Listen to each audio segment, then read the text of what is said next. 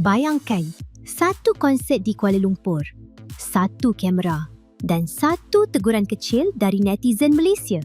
Namun, siapa sangka perkara kecil ini akhirnya mencetuskan sesuatu yang jauh lebih besar.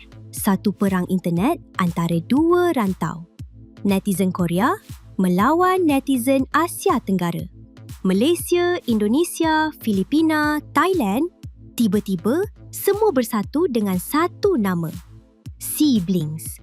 Persoalannya sekarang, bagaimana satu insiden kecil boleh menjadi isu viral seluruh Asia Tenggara?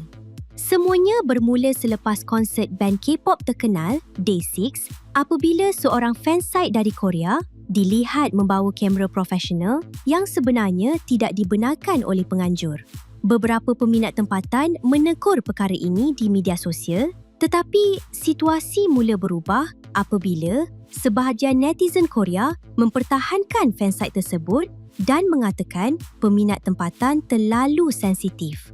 Dari situ, perbualan mula menjadi semakin panas. Apabila komen yang dianggap menghina mula muncul, sesuatu yang menarik berlaku.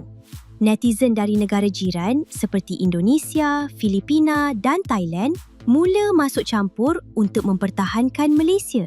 Dari situlah lahir istilah Siblings. Gabungan Southeast Asia dan Siblings membawa maksud kalau satu negara Asia Tenggara diserang, negara lain akan datang membantu.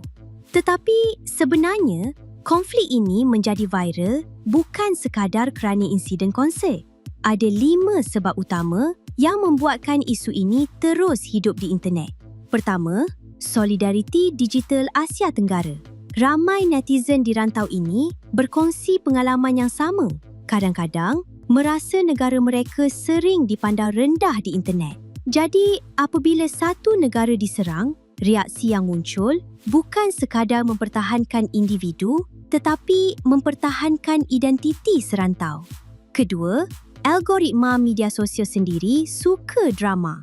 Platform seperti X dan TikTok akan menaikkan kandungan yang mencetuskan emosi kuat. Jadi, semakin ramai orang marah dan berdebat, semakin viral sesuatu isu itu. Ketiga, satu perkara yang ramai tidak sedar. Netizen Asia Tenggara mempunyai satu senjata rahsia, meme. Apabila ada komen menghina tentang negara Asia Tenggara, Siblings tidak hanya membalas dengan hujah panjang, mereka membalas dengan meme lucu dan kreatif. Dan seperti yang kita tahu, di internet, meme boleh menyebar lebih pantas daripada fakta.